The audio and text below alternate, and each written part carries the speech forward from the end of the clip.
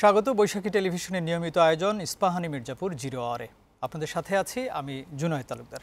প্রিয় দর্শক, এই অনুষ্ঠানে মূলত আমরা সমসাময়িক বিভিন্ন বিষয় নিয়ে আলোচনা করে থাকি। আমরা আজকের আলোচনার বিষয় নির্ধারণ করেছি আয়নাঘরের নৃশংসতা ও সমসাময়িক বিষয়। এই বিষয় নিয়ে কথা বলার জন্য স্টুডিওতে আমার সঙ্গে দুজন অতিথি উপস্থিত আছেন। প্রথমেই তাদের সঙ্গে পরিচয় করিয়ে দিতে চাই। আমাদের সঙ্গে আছেন ডক্টর মোহাম্মদ আসিফ শাহান, অধ্যাপক, উন্নয়ন অধ্যয়ন বিভাগ, ঢাকা বিশ্ববিদ্যালয়, এবং মনিরা শারমিন, যুগ্ম আহ্বায়ক, জাতীয় নাগরিক কমিটি। আপনাদের দুজনকেই স্বাগত জানাচ্ছি আমাদের আজকের আয়োজনে। প্রিয় দর্শক, আজকে আমাদের মাননীয় প্রধান উপদেষ্টা আয়নাঘর পরিদর্শন করেছেন। ওনার সঙ্গে ছিলেন কয়েকজন উপদেষ্টা এবং বিভিন্ন সময়ে যারা গুম হয়েছেন এরকম কয়েকজন, যারা ফিরে এসেছেন সেই গুম থেকে, এরকম কয়েকজন তার সঙ্গে ছিলেন এবং বিদেশি কয়েকটি গণমাধ্যম তার সঙ্গে ছিলেন। তিনি দেখেছেন সেখানে সেই আয়নাঘরের চিত্র কেমন ছিল, সেখানকার পরিস্থিতি, সে বিষয়ে দেখেছেন এবং আমরাও এখন একটু দেখে নিতে চাই কেমন ছিল সেই আয়নাঘর।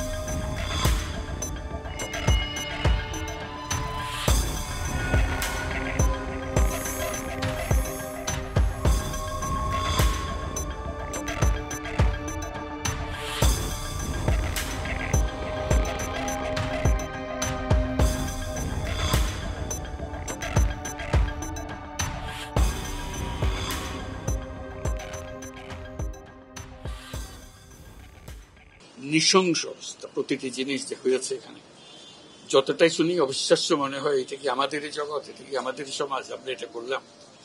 এবং যারা নিগৃহীত হয়েছে, যারা এটা শিকার হয়েছে, তারা আমাদের সঙ্গে আছে। তাদের মুখের থেকে শুনলাম কিভাবে হয়েছে, কোনো ব্যাখ্যা নেই। রাস্তা থেকে উঠিয়ে আনার মতো কথা, বিনা দোষে কতগুলো সাক্ষী সাবুত হাজির করে সেই যন্ত্র, ওই এক্সপ্লোসিভ কতগুলো গাড়ির ভিতরে ধুয়ে দিয়ে তারা বলছে তুমি সন্ত্রাসী, জঙ্গি, এগুলো বলে বলে তাকে নিয়ে আসা হয়েছে। এবং এইরকম ইন্টারোগেশন সেল, এরকম টর্চার সেল সারা বাংলাদেশ জুড়ে আছে, সেটাও শুনলাম আজকে। আমার ধারণা ছিল যে এটা বোধহয় এখানে আয়নাঘর বলতেছি কয়েকটা আছে। আইএমএ জাহেলিয়াত বলে একটা কথা আছে। এই গত সরকার এই আইএমএ জাহেলিয়াতকে প্রতিষ্ঠিত করে গেছে সর্বক্ষেত্রে। এটা তার একটা নমুনা করেছে। এটা মানুষের সামনে এখন বিচার রইল, কিভাবে আমরা আবার নতুন করে সমাজ গড়তে পারি। আমরা চিত্রগুলো দেখছিলাম। প্রিয় দর্শক, আমাদের এই অনুষ্ঠানটি বৈশাখী টেলিভিশনের ইউটিউব এবং ফেসবুক পেজে সরাসরি সম্প্রচারিত হচ্ছে। আপনারা আমাদের সঙ্গে যুক্ত থাকতে পারেন, মন্তব্য করতে পারেন, প্রশ্ন করতে পারেন। আমাদের আজকে আপনারা যে প্রশ্ন করবেন সেগুলোর প্রশ্নের উত্তর দেওয়ার চেষ্টা করবেন আমাদের অতিথিরা। চলে যাচ্ছি মূল আলোচনায়। প্রথমে শুরু করতে চাই ডক্টর অধ্যাপক আসিফ শাহান, আপনাকে দিয়ে। আসলে আমরা এই প্রতিবেদনটা দেখে আসলাম, কি ভয়াবহ চিত্র, আপনি কি বলবেন? এখানে তো আর নতুন করে বলবার কিছু নেই। আমরা যা দেখলাম বা যা এসে করছি, এখানে কয়েকটা জিনিস গুরুত্বপূর্ণ। প্রথমত, কারণ আজকে দুটো ঘটনা ঘটেছে, আমার মনে হয় দুটো ঘটনাই গুরুত্বের দাবি রাখে। একটা হচ্ছে এই যে আয়নাঘর পরিদর্শন, এবং এইখানে সরকার প্রধান হিসেবে ডক্টর মোহাম্মদ ইউনূসের যাওয়া, এটা ওনার যাওয়াটা খুব গুরুত্বপূর্ণ। কারণ এর মাধ্যমে সরকার বা মানে রাষ্ট্রের একজন প্রধান ব্যক্তি হিসেবে রাষ্ট্র যে নিপীড়কের ভূমিকাটা গত 15-16 বছরে নিয়েছিল তার একটা অ্যাকনলেজমেন্ট কিন্তু রাষ্ট্র বা সরকারের কাছ থেকে আসলো। মানে এটা কিন্তু হচ্ছে বাইরে থেকে, আমরা এর আগে সিভিল সোসাইটি অর্গানাইজেশনের কথা শুনেছি, জাতীয় নাগরিক কমিটি বলেছে, আমরা বৈষম্যবিরোধী ছাত্র আন্দোলনের কাছ থেকে শুনেছি, বিভিন্ন রাজনৈতিক দলের কাছ থেকে শুনেছি যে এটার অ্যাকনলেজমেন্টটা সরকারের কাছ থেকে আসা এটা খুব গুরুত্বপূর্ণ। এবং গুরুত্বপূর্ণ এই কারণে যে সরকার যখন এটাকে অ্যাকনলেজ করে তখন এইটা যাতে আর ভবিষ্যতে না হয়, এটাকে যাতে বন্ধ করা যায়, সেটার একটা পাথওয়ে তৈরি হয়ে যায়, সেটা হচ্ছে একটা জায়গা। দ্বিতীয় যে জিনিসটা গুরুত্বপূর্ণ, যে আমরা যখন এই জিনিসপত্রগুলো দেখছি, এইটা আমাদের একই সাথে মনে করিয়ে দেয় যে এই ঘটনাগুলো যখন ঘটে গেছে আমরা অনেকেই সেই সময় চুপ ছিলাম। আমরা যে জানতাম না এটা আসলে কতখানি বলা যায় আমি নিশ্চিত নয়, আমরা হয়তো জানতে চাইতাম না। এই যে দেখছি আমরা, আমাদের খারাপ লাগছে, আমরা সহ্য করতে পারছি না, আমরা নৃশংস এই কথাগুলো বলছি, এইটার একটা কন্টিনিউয়াস এফেক্ট যেন থাকে যে যে যে ভুলটা আমরা করেছি চুপ থেকে, সেই ভুলগুলো যেন আর কখনো না হয়। 3 নম্বর যে ব্যাপারটা একই সাথে চলে আসে, এটার সাথে যারা জড়িত ছিলেন তাদের বিচারের প্রশ্ন, তাদের ব্যাপারে কি পদক্ষেপ নেওয়া হবে সেটা সেই ব্যাপারটা। এবং এইখানে যে কারণে বলছেন আজকে 2টা ঘটনা ঘটেছে, এইটা হচ্ছে আউটকাম, যে কি ভয়াবহ নৃশংসতা, সেই ইন্টেন্সিটির রিফ্লেকশন আমরা দেখলাম।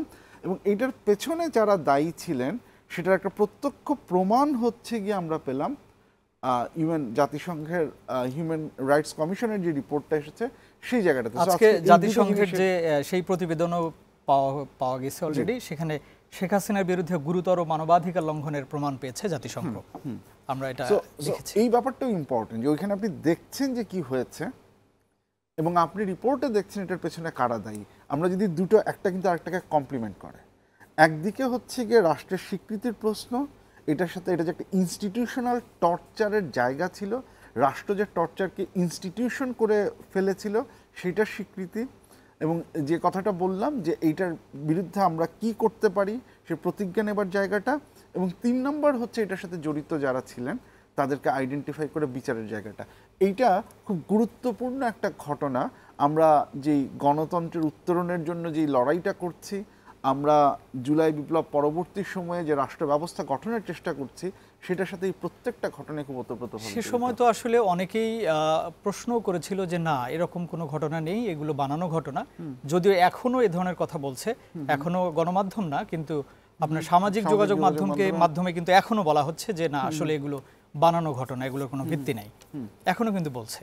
হ্যাঁ, মানে এখন যারা বলছেন এখন তারা তো এই জিনিসটাকে অস্বীকার করেই যাচ্ছেন, বারবার এটা করে গেছেন।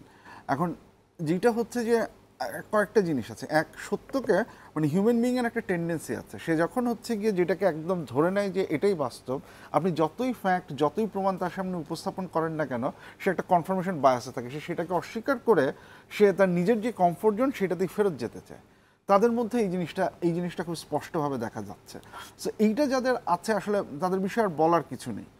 আপনি একটা আশা করতে পারেন যে একটা সাধারণ মানুষ প্রমাণগুলো দেখলে হচ্ছে গিয়ে তার মতামত পরিবর্তন করতে পারেন, কিন্তু সেই ব্যাপারটা যার মধ্যে কাজ করছে না, যে কনস্পিরেসি থিওরি আঁকড়ে ধরবে বারবার, তাকে আসলে আপনি যতই যুক্তি দেন আমার মনে হয় না যে সেক্ষেত্রে আসলে নতুন করে বোঝানোর কোনো জায়গা আপনি ক্রিয়েট করতে পারেন। আসলেই তাই, সেটাই, যারা বুঝতে চায় না তারা আসলে বুঝবেও না।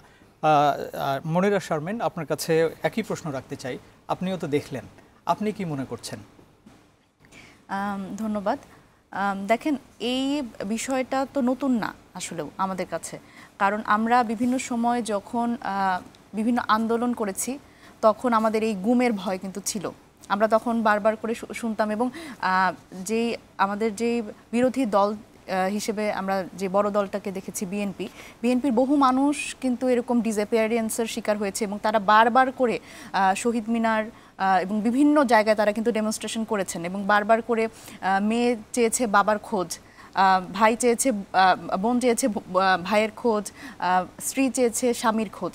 এই খোঁজগুলো যখন হয়েছে এবং বারবার করে সেই স্বজনদের যে কান্না, এগুলো কিন্তু আমরা আসলে একদম খারিজ করে দিয়েছে ওই আওয়ামী খুনি হাসিনা সরকার। এবং এইটা নিয়ে আসলে দেখেন, একটা জিনিস আমি একটু আলোকপাত করতে চাই। দেখেন, আন্তর্জাতিক মানবাধিকার কমিশনসগুলো যেগুলো, এবং আমাদের দেশের মানবাধিকার কমিশন আছে, একটা স্বাধীন দেশে এতদিন ধরে এই একই কথা বলা হচ্ছে যে গুম হচ্ছে, খুন হচ্ছে, এক্সট্রা জুডিশিয়াল কিলিং হচ্ছে, খুঁজে পাওয়া যাচ্ছে না এতগুলো মানুষগুলোর সংখ্যা কিন্তু কম না, কিন্তু আমরা কোনোভাবেই কিন্তু ওই বিষয়ে শুধু স্বজনরা কেঁদেছে, তাদের পাশে গিয়ে কিন্তু আমরা দাঁড়াইনি। আজকে অনেক কথা আসছে, আজকে আমাদের প্রধান উপদেষ্টা এবং আরও কয়েকজন উপদেষ্টা সহ গুম কমিশনের কিছু মানুষ এবং যারা এই গুমের শিকার হয়েছেন তাদের মধ্যে 8 জন আজকে ওখানে গেছেন। আজকে এটা হচ্ছে আমরা একদম জলজান্ত প্রমাণ দেখলাম, কিন্তু এর আগ পর্যন্ত আমরা কিন্তু এটা বিশ্বাসও করতে চাইনি, এই কথাটা এস্টাবলিশও হয়নি যে আসলে একটা আয়নাঘর আছে।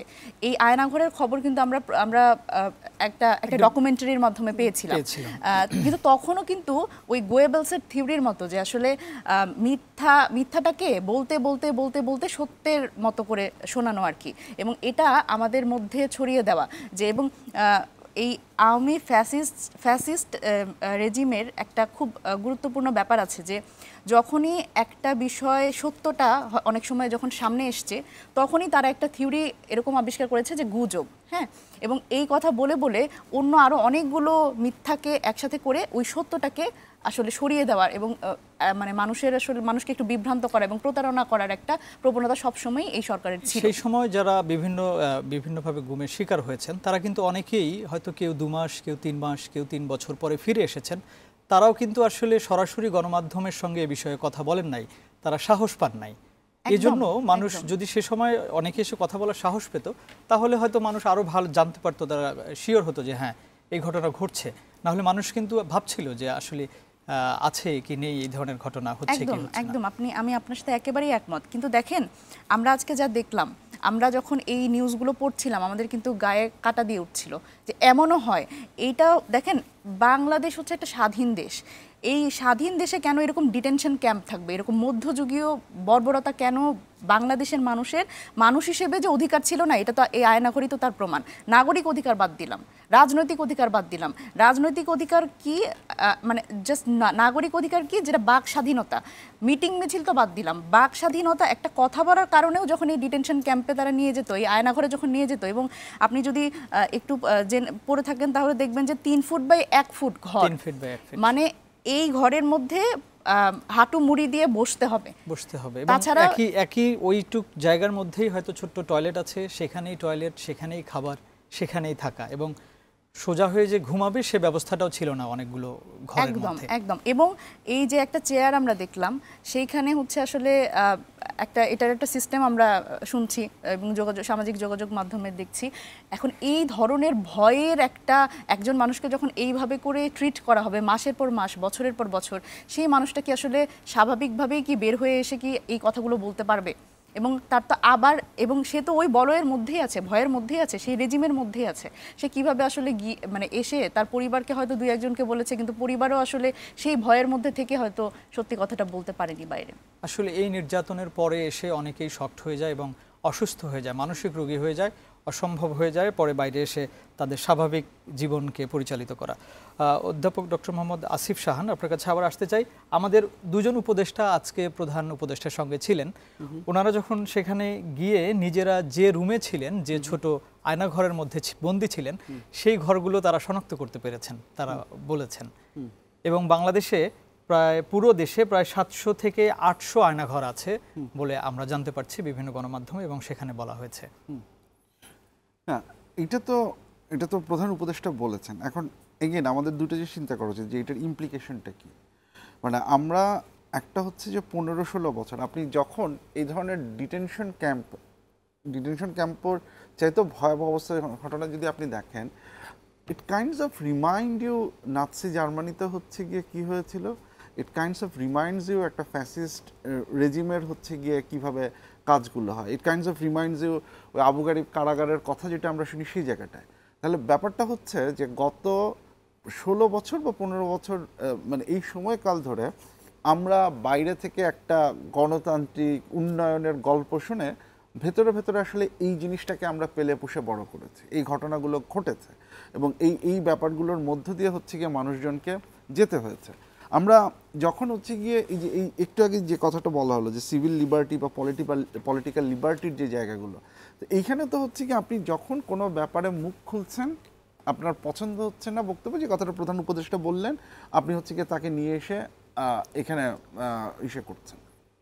এই যে ঘটনাটা ঘটাচ্ছেন, এটার কিন্তু একটা ইম্প্যাক্ট পুরো রাষ্ট্র ব্যবস্থার উপরে পড়ে। আপনি সিগন্যাল যেটা দিচ্ছেন, যে সেই সিগন্যালটা হচ্ছে গিয়ে যে তুমি যখনই বিরুদ্ধ মত প্রকাশ করবা তার ফলাফল হচ্ছে গিয়ে এরকম একটা ঘটনা ঘটবে। যে ডক্টর আলী রিয়াজ যেটা লিখেছিলেন যে ভয়ের সংস্কৃতি, মানে এইটার তো হচ্ছে কি আপনি মানুষ একজনকে মারতে পারেন, একটা হচ্ছে ভয়ের সংস্কৃতি আলী রিয়াজ বলেছেন, এবং আমাদের আজকে প্রধান উপদেষ্টাও বলেছেন যে এটা আইয়ামে জাহেলিয়াত ছিল, সেটা অন্য জিনিস, কিন্তু সেটা অন্য কথা, সেটা তো হচ্ছে কি সেটা রিফ্লেকশন। কিন্তু ভয়ের সংস্কৃতির ব্যাপারটা অন্য জায়গা থেকে গুরুত্বপূর্ণ হচ্ছে এই কারণে, আপনি হচ্ছে কি যখন 10 জন 15 জন 700 800 যতজনকে আপনি ধরেন, কিন্তু আপনি এই যে সংস্কৃতিটা তৈরি করছেন সেটা কিন্তু 18 কোটি মানুষজনকে এফেক্ট করে। মানে আপনি যখন ধরছেন 2 জনকে 3 জনকে 100 200 যাই হোক, সেটা যে সংস্কৃতিটা তৈরি করে সেটাই কিন্তু হচ্ছে গিয়ে যে রিপ্রেশন হবে, এবং আপনি যদি মানে সরকারের বিরুদ্ধে কথা বলেন রিপ্রেশনের মাত্রাটা আরও বাড়বে, এই একটা ইঙ্গিত হচ্ছে গিয়ে খুব স্পষ্টভাবে দিয়ে দেয়।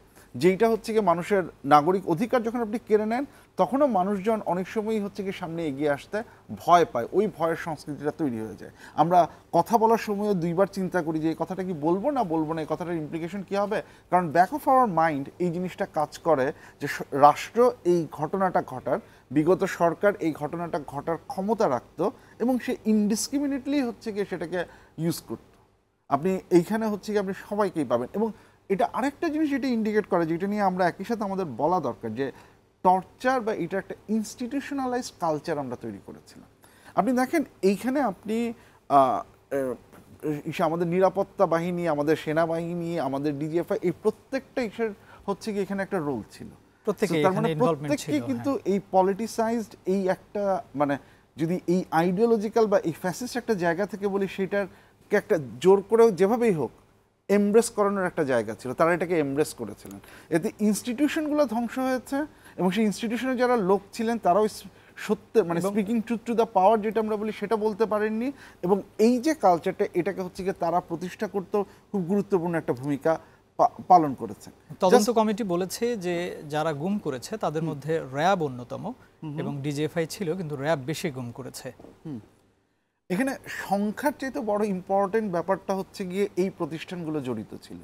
এখন কেউ 10 জন করলো বা কেউ, এই প্রতিষ্ঠানগুলো জড়িত থাকাটা হচ্ছে গিয়ে খুব গুরুত্বপূর্ণ। তার মানে হচ্ছে এই প্রতিষ্ঠানগুলোকে আপনি ব্যবহার করেছেন আমাদের কাজগুলো করতে, যেটা একই সাথে সংস্কারের গুরুত্বটাও আমার ধারণা অনেক বেশি জোরে সোরে ফুটিয়ে তোলে, যে কেন আমরা কোন পথে আগাবো, সামনে কোন জায়গায় আগাবো, সেই গুরুত্বটা আমাদের সামনে তুলে ধরা অনেক বেশি। আবার আপনার কাছে আসবো মনিরা শারমিন, আরেকটা বিষয়ে কথা বলতে চাই। আমাদের দেশে সাধারণত যারা প্রভাবশালী মানুষ থাকেন তারা সাধারণত এই ধরনের মুখোমুখি হন না, এই ধরনের সমস্যার সম্মুখীন হন না, কিন্তু এই আয়নাঘরে আপনার সাবেক সচিব থেকে শুরু করে বিভিন্ন আর্মি অফিসার, যারা 12 বছর ছিলেন একজন আর্মি অফিসার, তারপরে হচ্ছে যারা বিদেশে কাজ করেন, তারা হয়তো বিভিন্ন বিষয় নিয়ে ছোট ছোট কিছু SMS বা ফেসবুকে পোস্ট দিয়েছেন, সে কারণেও তারা যখন দেশে আসছেন, দেশে আসার পরে তাদেরকে বিভিন্ন জায়গা থেকে অ্যারেস্ট করানো হয়েছে। আসলে এই যে ছোট ছোট বিষয়গুলোও কি সরকার টলারেট করতে পারতেন না সেই সময় সরকার? কেন এই যে সাবেক সচিব, আমলা, অফিসার এবং সবাইকে, সব ধরনের মানুষকেই ওনারা এই বন্দিশালায় নিয়ে রেখেছিল বিভিন্ন সময়, এটা কেন? জি একদম। দেখেন, এই আওয়ামী ফ্যাসিস্ট সরকার যেটা করেছে সবচেয়ে গুরুত্বপূর্ণভাবে, সেটা হলো আপনি আপনার মত, কোনো ধরনের বিরুদ্ধ মত, এটা হচ্ছে একদম ইনডিসক্রিমিনেটলি, আপনি যেই পেশার হন, আপনি যেই শ্রেণীর হন, আপনার বয়স যাই হোক, কোনোভাবেই আপনি কোনো বিরুদ্ধ মত মানে প্রকাশ করতে পারবেন না। এটাই হচ্ছে একমাত্র এজেন্ডা ছিল ওনাদের। কারণ সবাই ইয়েসম্যান যদি না হয়, তাহলেই তার বিরুদ্ধে এই ধরনের একটা অপারেশন আমরা চালাতে দেখেছি। সেখানে সাবেক সেনা কর্মকর্তা থেকে শুরু করে, ইভেন আমি যদি বলি এই জুলাই 24-এর আন্দোলনে আমাদের একজন উপদেষ্টা, যিনি অভ্যুত্থানের রিপ্রেজেন্টেটিভ হিসেবে সরকারে আছেন, তার হচ্ছে তাকেও নিয়ে যাওয়া হয়েছিল। সে কিন্তু আজকে গিয়ে এটা চিনতে পেরেছে, দুজনকে জি। তো তারা কিন্তু এই আয়নাঘরটা চিনতে পেরেছে, কারণ তাদের তো চোখ বাঁধা ছিল। তারা আমরা আমরা যখন অভ্যুত্থানের পরেও যখন আমরা শুনেছি গল্প, তখন তাদের কাছ থেকে কিন্তু এই ধরনের শুনেছি যে খুব ছোট একটা ঘর এবং একটা এক্সস্ট ফ্যান লাগানো উপরে, তো ওইটা আমরা কিন্তু ওইভাবে করে ভিজুয়ালাইজ করতাম। কিন্তু আজকে যখন আসলে ব্যাপারটা দেখলাম, তখন মানে তারাও তো আসলে আইডেন্টিফাই করতে পেরেছে। সুতরাং দেখেন, একটা একটা আন্দোলন, এই আন্দোলনটা প্রথমে শুরু হয়েছিল কোটার দাবিতে, কোটা সংস্কার যাতে হয়, সেটার জন্য এই মতটা প্রকাশ করতে পারবেন না আপনি কোনো আন্দোলন করতে পারবেন না। আপনার মনে থাকার কথা, যেমন এত ছোট মানে বিষয়, একটা ফেসবুকে স্ট্যাটাস দেওয়ার জন্য একজনকে মেরে ফেলা হয়েছে, আবরার ফাহাদকে, আমরা ভুলে যাইনি, আবরার ফাহাদ বুয়েটের স্টুডেন্ট। তো সুতরাং মানে এই ধরনের একটা অপ্রেসড করে রাখার প্রবৃত্তি এই সরকারের ছিল, এবং এই সরকারের যে বাহিনীগুলো, অঙ্গ সংগঠনগুলো, ছাত্রলীগ, যুবলীগ, এই সবারই আসলে মনস্তাত্ত্বিকভাবে তারা এইরকম একটা ফ্যাসিস্ট হয়ে উঠেছিল। কারণ কোনোভাবেই যখন তারা নিজেদের কোনোভাবে থ্রেট মনে করতো কাউকে, সেটা যে কোনো পেশার হোক, যে কোনো শ্রেণীর হোক, তারা কিন্তু আসলে তাদের দমন করার একটা প্রচেষ্টা চালাতো। আমরা আবারও কথা বলবো, আমাদের বিজ্ঞাপন বিরতির একটা সময় হয়েছে। প্রিয় দর্শক, ইস্পাহানি মির্জাপুর 0 আওয়ারে নিচ্ছি একটা ছোট্ট বিরতি, আমাদের সাথেই থাকুন, ফিরছে একটু পর।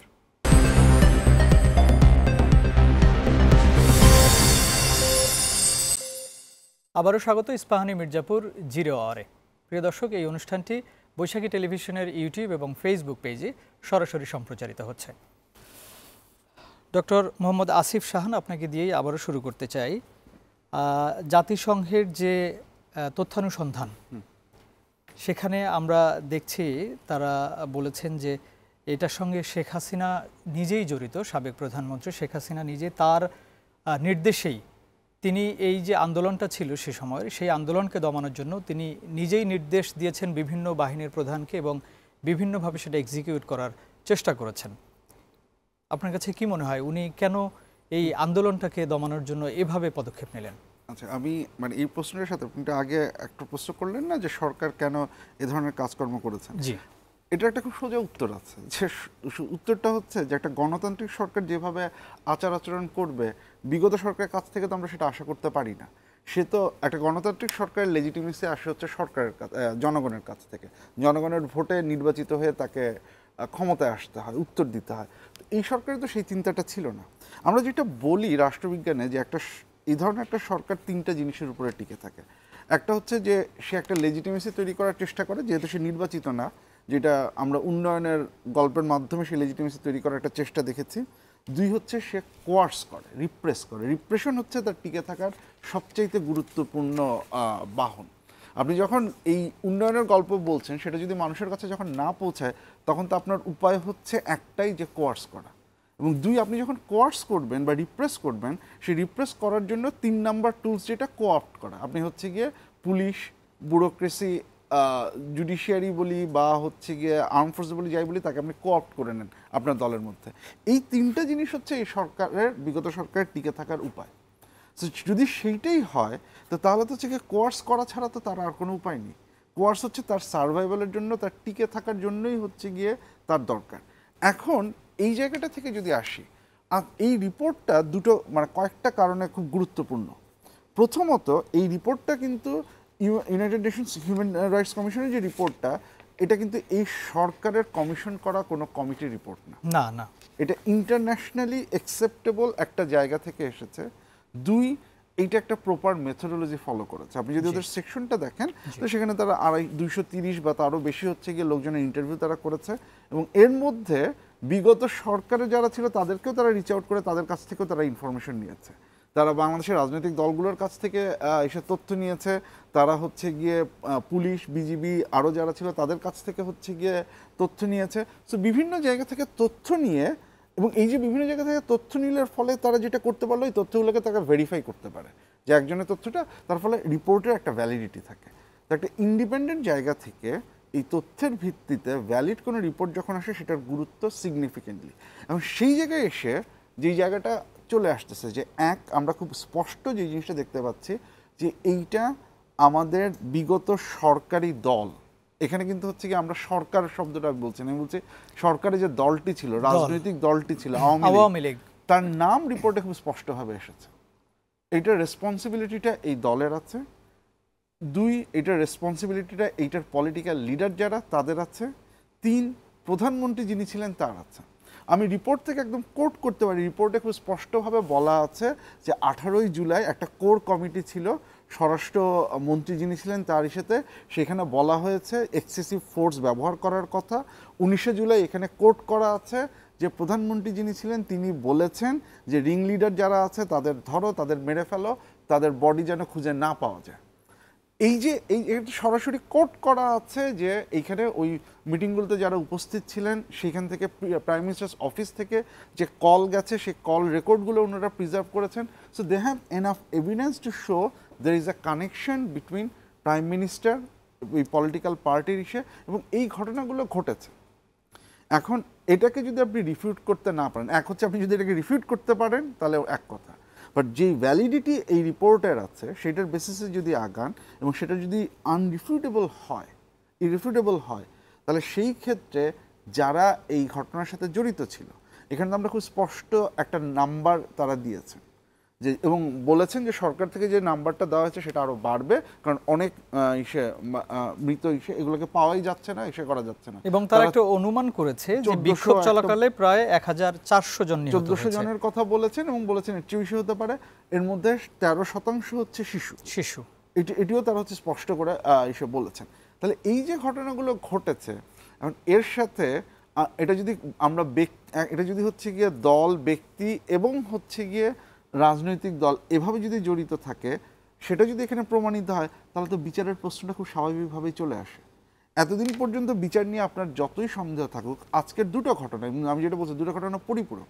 আপনি আয়নাঘর দেখছেন, আপনি রিপোর্টটা যখন দেখছেন তখন দেখছেন এটার পেছনে দায়ী কে ছিল, আপনি যখন রিপোর্টটা দেখছেন তখন দেখছেন যে জুলাই আগস্টের ঘটনার পেছনে দায়ী কে ছিল। তাহলে এই দুটোকে যদি সে করেন তাহলে তো বিচারের যে প্রশ্নটা, বিচার যে করা দরকার, সেই দাবিটার থেকে তো পিছিয়ে আসার আর কোনো সুযোগ আমি দেখি না, আনলেস অ্যান্ড আনটিল হচ্ছে কি আপনি বিচার করতে চান না, এটাই হচ্ছে গিয়ে পরিষ্কার হয়ে যায়।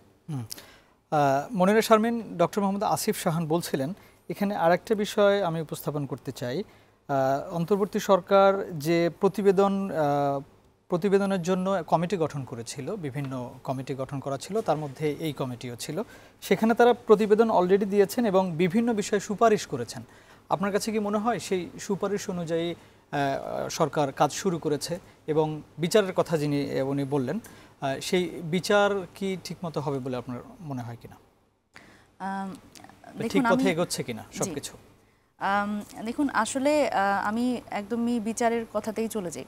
সেটা হচ্ছে এই সরকার, অন্তর্বর্তীকালীন সরকার আসলে এই বিচার বলেন এবং বিভিন্ন সংস্কার কমিশনের যে কমিশনগুলো করেছে সেগুলোর রিপোর্ট তো আলটিমেটলি এখন সরকারের হাতে আছে। এখন এই ক্ষেত্রে বিচারটা আসলে শুরু করা প্রয়োজন। হ্যাঁ, কারণ এই স্যার যেটা বললেন আমি একেবারেই একমত যে একই দিনে কিন্তু দুটো খুবই সিগনিফিক্যান্ট ঘটনা ঘটেছে। সেটা হচ্ছে, একটা হচ্ছে এই প্রতিবেদনটা এবং প্রতিবেদনের যে অ্যালিগেশনসগুলো সেগুলো আমরা চাক্ষুষ দেখতে পেয়েছি। আমরা দেখতে পেয়েছি যে আসলে কিভাবে আসলে মানুষকে রিপ্রেস করা হয়েছিল এই 16 বছরে। সেক্ষেত্রে বিচারটা এখন খুবই গুরুত্বপূর্ণ হয়ে উঠেছে। এবং দেখেন, বিচার আমাদের যে অন্যান্য রাজনৈতিক দলগুলো আছে, আমি যদি বলি যে প্রধান উপদেষ্টা বলেছেন যে এই সব ধরনের সংস্কার তারা যে সুপারিশ করেছে, সুপারিশ থেকে এরকম এসেছে যে লং টার্ম এবং শর্ট টার্ম, স্বল্পমেয়াদী এবং দীর্ঘমেয়াদী সংস্কার প্রস্তাবনা আছে। তো এটা মোটামুটি বলেই দিয়েছেন যে আসলে এই বিচারের সাথে সংস্কার প্রস্তাবনা এবং এটার সাথে একটা নির্বাচনের ব্যাপার চলে আসে এবং বড় রাজনৈতিক দলগুলো থেকেই আসলে এই নির্বাচন প্রসঙ্গটা চলে আসে যে সংস্কার আগে না নির্বাচন আগে। তো আমরা যেটা বলছি সেটা হচ্ছে এই সংস্কারের একটা অংশ হচ্ছে নির্বাচন। কারণ এই নির্বাচন আপনি কিভাবে করবেন এবং এটা যদি সংস্কারেরই একটা অংশ না হয় তাহলে এই সেম টাইপের এই এসবি, এই ডিজিএফআই, এই এনএসআই দিয়ে আপনি কিভাবে করে একটা রাষ্ট্রের এই প্রতিষ্ঠানগুলো যেভাবে করে করাপ্টেড হয়েছে, এবং এটার তো প্রতিবেদন আমাদের হাতে এখন, কে কোন সময় আসলে কি বলেছে, কখন তাদের হচ্ছে আরও বেশি বল প্রয়োগ করতে বলা হয়েছে এবং বল প্রয়োগ করতে বলা হলেই তারা যে শুনেছে, এবং মারণঘাতী যে অস্ত্রগুলো ব্যবহার করতে বলা হয়েছে তারা সেই অস্ত্র ব্যবহার করেছে, মানুষ মেরেছে। তো এই ব্যাপারগুলো এখন একদম পরিষ্কার। সেক্ষেত্রে এদের বিচার শুধুমাত্র বিচারের কাজ তো এগোচ্ছে, বিচারের কাজ তো শুরু হয়েছে বলা চলে। কারণ তো আপনার কাছে কি সন্দেহ আছে যে বিচার প্রক্রিয়া আরও দেরি হতে পারে? দেখেন, আওয়ামী লীগ এবং আওয়ামী লীগের যে নেতাকর্মীরা এবং এই খুনি হাসিনা এই বিচারটা আসলে আমাদের শুরু করতে হবে খুব দ্রুত। কারণ দেখেন আপনি বলছেন বিচার শুরু হয়েছে, কিন্তু আমি কিন্তু দেখছি না, মানে আমি আসলে দেখছি না। কারণ আজকে একটা খবর আছে, মর্মান্তিক খবর, সেটা হচ্ছে গাজীপুরে যে ঘটনাটা ঘটেছিল, যেই আমাদের বৈষম্যবিরোধী ছাত্র আন্দোলনের যারা আমাদের সহযোদ্ধা তাদের উপরে হামলা হয়েছিল, তাদের কিন্তু যারা আহত ছিল, আহতদের মধ্যে একজন শহীদ হয়েছেন, ওনার নাম কাশেম। সুতরাং এই যে দেখেন তারা কার কাছ থেকে এই অভ্যুত্থানের পরে, অভ্যুত্থানের 6 মাস যেতে না যেতেই আওয়ামী লীগেরই সন্ত্রাসী বাহিনী, গুন্ডা বাহিনীর দ্বারা আমাদের আন্দোলনকারীদের মধ্যে অনেকে এখন শহীদ হয়েছেন এবং তারা হসপিটালে যন্ত্রণায় কাতরাচ্ছে এবং তারা আসলে আরও 2 জনের অবস্থা খুবই ক্রিটিক্যাল, তারা মৃত্যুর সাথে পাঞ্জা লড়ছে। অথচ এই ওয়ার্ড কমিশনার, তারপরে একটা ওয়ার্ড পর্যায়ের নেতা আওয়ামী লীগের, তাদের বিচার কিন্তু হচ্ছে না। তারা কিন্তু এখনও ঘুরে বেড়াচ্ছে। এবং আজকেরই খবর, সাঘাটায় হচ্ছে একজন আওয়ামী লীগের গাইবান্ধার সাঘাটায় একজন আওয়ামী লীগের নেতা, সে হচ্ছে একটা ওয়ার্ড পর্যায়ের নেতা, সে হচ্ছে জাতীয় নাগরিক কমিটির একজন প্রতিনিধির উপর হামলা করেছেন। এবং আপনাদের যে সমন্বয়ক যিনি মারা গিয়েছেন তাকে নিয়ে কফিন মিছিল করেছে এবং সমন্বয়করা বলেছেন যে আওয়ামী লীগকে নিষিদ্ধ করতে হবে, তারা আজকেও মিছিল করেছেন। জি, তো সুতরাং আপনি যেটা বললেন যে বিচার প্রক্রিয়া শুরু হয়েছে, এটা আসলে দৃশ্য তো আমরা খুব বেশি দেখতে পাচ্ছি না। এবং আমার মনে হয় যে দেশীয় আইনে এই আওয়ামী লীগের বিচার করতে হবে, আওয়ামী লীগের নেতাকর্মীর বিচার করতে হবে। এবং আপনার কাছে এই রিপোর্টটা দেখেন, এটা তো কোনো দেশীয় কোনো কমিশনের রিপোর্ট না, এটা একটা আন্তর্জাতিক স্ট্যান্ডার্ডের রিপোর্ট। এবং এখানে যেই ধরনের মেথোডোলজি ইউজ করা হয়েছে, এটা তো মানে এটা সকলের সাথে, মানে এটা তো ইনডিসক্রিমিনেন্ট, এটা তো কারো কোনো বায়াসনেসের সুযোগ নাই। সুতরাং এই রিপোর্টটাকে সামনে রেখেই আসলে এই বিচার প্রক্রিয়া শুরু হওয়া উচিত। এবং আমার মনে হয় যে অন্তর্বর্তীকালীন সরকারের যে ম্যান্ডেটটা আছে, জনগণের ম্যান্ডেট, দেখেন এই স্যার যেটা বললেন যে এর আগের সরকারের থেকে আমরা অনেক কিছু এক্সপেক্ট করতে পারতাম না, কারণ তারা হচ্ছে ভোট চুরি করে, তারা রাতের ভোটে আসলে সরকার। এবং আমার জীবদ্দশায় তো আমি কখনো আমার ভোটাধিকার ইউজই করতে পারিনি। আমার মতো এরকম হাজার খানেক লক্ষ লক্ষ মানুষ আছে, বেশিরভাগ মানুষই গত 3টা নির্বাচনে তারা অংশগ্রহণই করতে পারেনি। সেক্ষেত্রে আমার মনে হয় যে এই বিচার করতে হবে এবং সংস্কারগুলোতেও গুরুত্ব দিতে হবে। কারণ এই সংস্কারগুলো ছাড়া আসলে এই আগামী নির্বাচনটা খুব ভালো হতে পারে, কিন্তু এটার একটা যে লং টার্ম, দীর্ঘমেয়াদী যে একটা প্রক্রিয়া, এই আগামী নির্বাচন হয়তো সুষ্ঠু হতে পারে, এই অভ্যুত্থান পরবর্তী একটা নির্বাচন, কিন্তু এটা লং টার্ম কোনো সমাধান আমরা দেখব বলে আমরা বিশ্বাস করি না। হ্যাঁ, ধন্যবাদ আপনাকে। প্রিয় দর্শক, নিচ্ছে আরও একটি বিজ্ঞাপন বিরতি, ফিরছে একটু পর, আমাদের সাথেই থাকুন।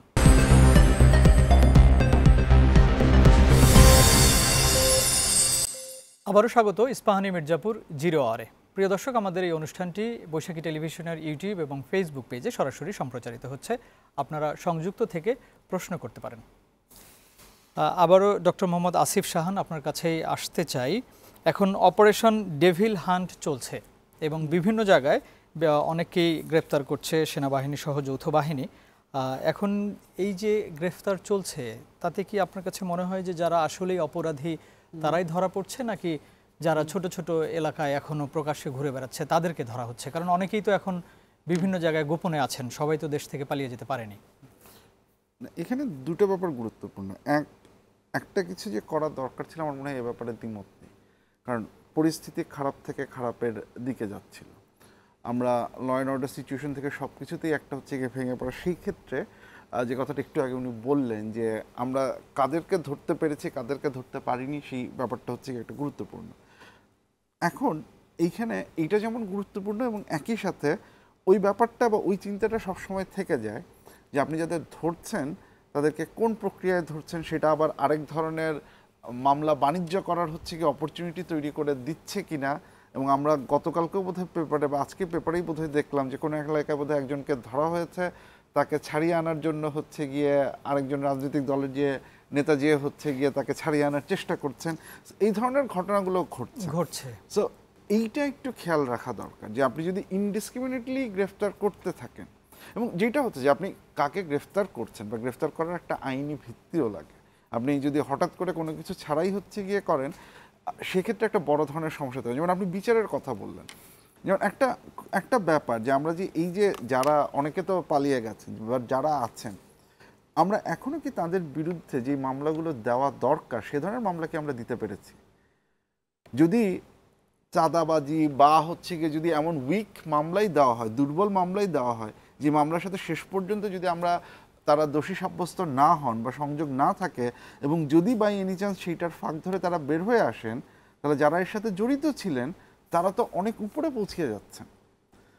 সো এই জিনিসটা তো মানে আপনি যারা আছেন তাদের এগেইনস্টে মামলা দেওয়ার মতো, কারণ এই আমি বললাম যে এই রিপোর্ট বা এই ধরনের ইনফরমেশন তো আছে, সেটার বেসিসেই তো হচ্ছে কি অনেক কিছু করা উচিত। আপনি ঠিক মামলাটা ঠিক জায়গায় দিচ্ছেন কিনা, ঠিক লোককে ঠিক অভিযোগে ধরছেন কিনা, এই ব্যাপারগুলো তো খুব পরিষ্কার করা দরকার। কারণ এই সরকার যেই ম্যান্ডেট জনগণের যে আশা নিয়ে আসছে, সে তো একই সাথে মানবাধিকারের প্রতি এই সম্মানটাও তো সে রাখবে বা তাকে রাখতে হবে।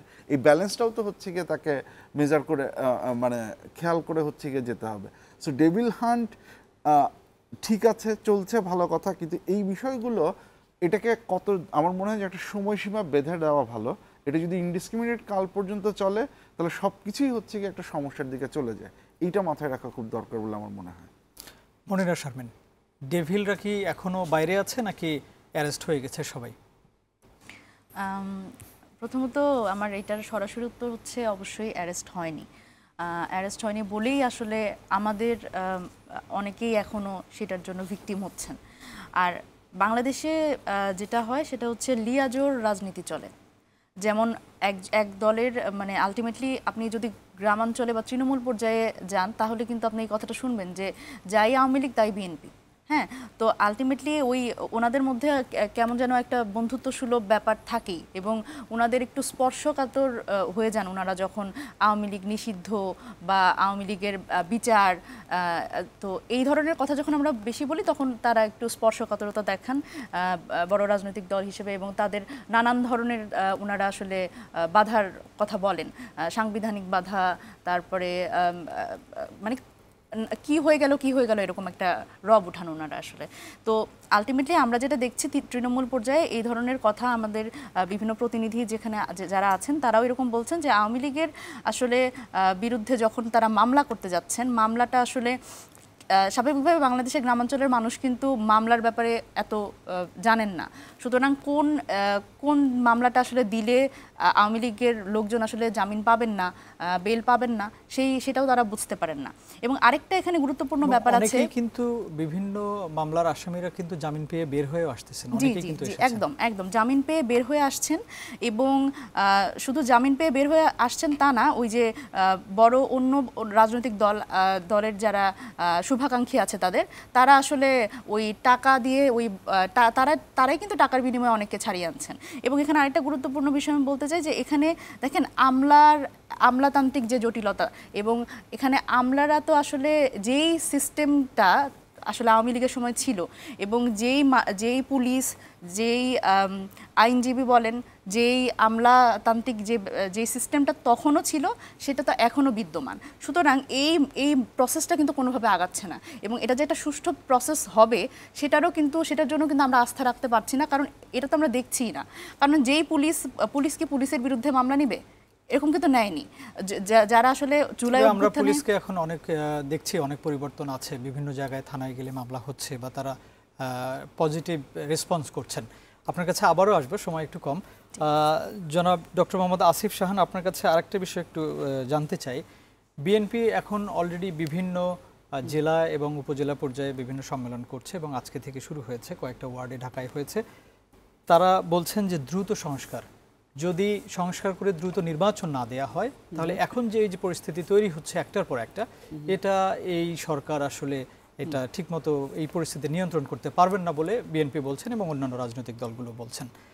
সংস্কার এবং নির্বাচন আসলে কি মনে করছেন কতদিন? বিএনপি তো একটি রাজনৈতিক দল, সে তো সমাবেশ করতেই পারে, এর মধ্যে তো এইসব কিছু মনে করার কিছু না। এখন যে দাবিটা, যেটা এখন যে প্রশ্নটা বারবার চলে আসে যে সংস্কার এবং নির্বাচন এটাকে মুখোমুখি দাঁড় করাবার দরকার কেন পড়ছে, কেন আমরা এটা বলছি যে হয় সংস্কার নয় নির্বাচন, জিনিসটাকে এই জায়গাটায় কেন নিয়ে যাওয়া হচ্ছে না? বিএনপি বলছে দুটো আলাদা করছে না, সংস্কারটা যত দ্রুত করা যায় করে নির্বাচন। তাহলে কথা হচ্ছে যত দ্রুত নির্বাচনের অর্থ, যত দ্রুত সংস্কারের অর্থটা কি, দ্রুত সংস্কারের বাউন্ডারিটা কি? বিএনপি বলছে যে তারা নিজেরাও যখন ক্ষমতায় যারাই আসুক, যে সরকারি ক্ষমতায় আসুক, সেই সরকার জনগণের ম্যান্ডেট নিয়ে তারা সংস্কার করবে বাকিটুকু। তো এই যে তাহলে আমাদের অতীত ইতিহাস কি বলে? আমাদের 91 সালে 3 জোটের রূপরেখা বাস্তবায়ন করেছিল কোনো দল? আপনি যদি হচ্ছে কি 91 সালে যে দল নির্বাচনে জিতে ক্ষমতা এসেছে তার ইলেকশন ম্যানিফেস্টোটা দেখেন, 96 সালে যে দল নির্বাচনে জিতে ক্ষমতা এসেছে তার ম্যানিফেস্টো দেখেন, 2001-এরটা দেখেন, কেউ কি তার ম্যানিফেস্টো পুরোটা বাস্তবায়ন করেছে?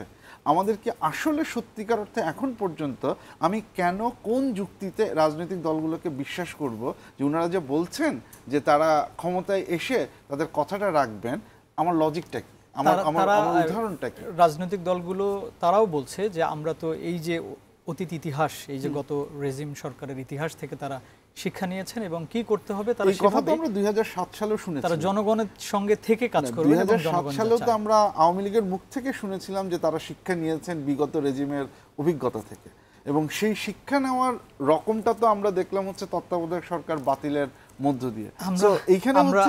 আমরা সেটাই আশা করি যে রাজনৈতিক দলগুলো শিক্ষা নেবে এবং সেই অনুযায়ী কাজ করবে। মনিরা শারমিন, আপনার কাছে একটু ছোট করে জানতে চাই, আপনি জাতীয় নাগরিক কমিটিতে আছেন, যুগ্ম আহ্বায়ক। আপনারা নির্বাচনের কথা খুব একটা বলছেন না, আপনারা একটু সময় নিতে চাচ্ছেন। নির্বাচন আসলে আপনারা কখন নির্বাচন চাচ্ছেন? দেখেন আপনাদের নির্বাচনের জন্য ভালো সময় কোনটা, আপনারা যেহেতু রাজনৈতিক দল গঠন করছেন? জি, নির্বাচনের জন্য ভালো সময় ওই একটাই, সেটা হচ্ছে যে ন্যূনতম সংস্কার, একটা সুষ্ঠু নির্বাচন সম্পাদনের জন্য যেই আসলে কম্পোনেন্টগুলো দরকার, আমলা, পুলিশ, এই বিষয়গুলো আসলে সংস্কার, জনপ্রশাসন তার সংস্কার প্রস্তাবনা জমা দিয়েছে, পুলিশ সংস্কার কমিশন তার প্রস্তাবনা জমা দিয়েছে, এবং এরকম ন্যূনতম যে সংস্কারগুলো সেগুলো করে, সেগুলো যদি আপনারা 1 মাস পরে করতে পারেন, আমাদের 1 মাস পরে নির্বাচনে কোনো আপত্তি নাই। কিন্তু এই যে আরেকটা কথা আমি বলতে চাই, যে আপনি বলছিলেন যে বিএনপি খুব দ্রুত নির্বাচন, খুবই কম, আপনি একটু ছোট করে বলেন। জি অবশ্যই, বিএনপি যদি আসলে জনগণের পালস বুঝতো তাহলে এই দ্রুত সংস্কার এবং দ্রুত নির্বাচনের কথা আসলে বলতো না।